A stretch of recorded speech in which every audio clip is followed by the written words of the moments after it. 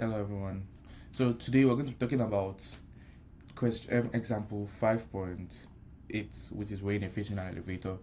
So basically the question is a person weighs a fish of mass M on a spring scale attached to the ceiling of an elevator as illustrated in the diagram 5.14.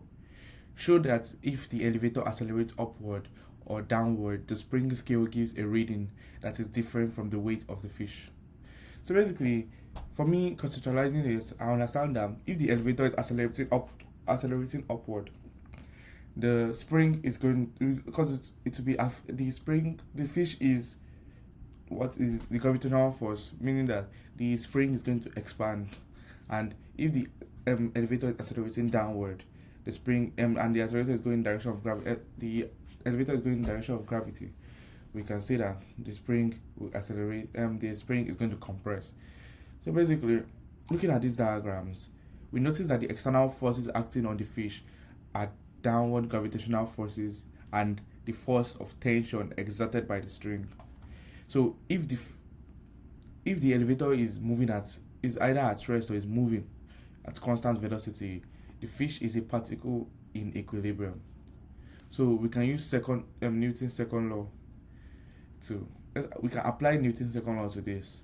So suppose the elevator is moving with an acceleration of a. We should apply Newton's second law to the fish, which is a summation of forces is equal to tension minus mg.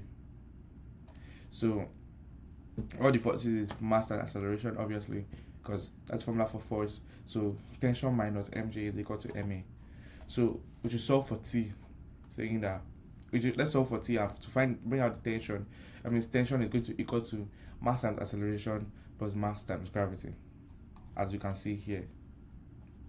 So as you can see here, we can see that it's here. As you can see this here, we see that summation Fy is equal to T mg minus A, and the equation that we derive from that is T is equal to Ma plus mg. So here, what all they did here was just to bring out mg from these equations and equate it to this. So now we've chosen. So basically, when we substitute the values in here, so we should when we evaluate the scale from this, because at the beginning the acceleration is going upward. Because of the acceleration, let's say we use 2.0 meter per second square, just try for a 40 Newton fish.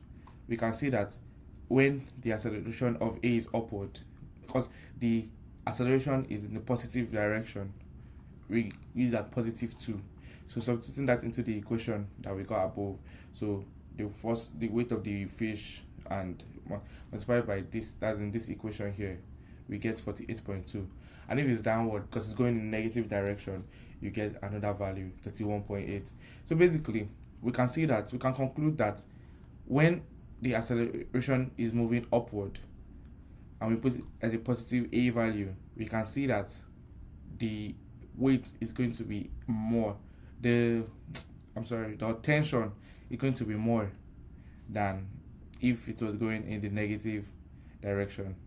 So if you buy a fish by weight in the elevator, we should make sure the fish is weighed while the elevator is either at rest or accelerating downward.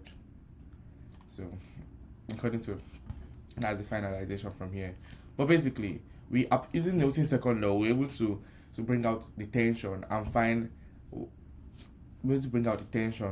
and conclude that the weight of the scale which was weighing the fish is going to give different values, whether the elevator is moving up or moving downward or at rest. Thank you very much.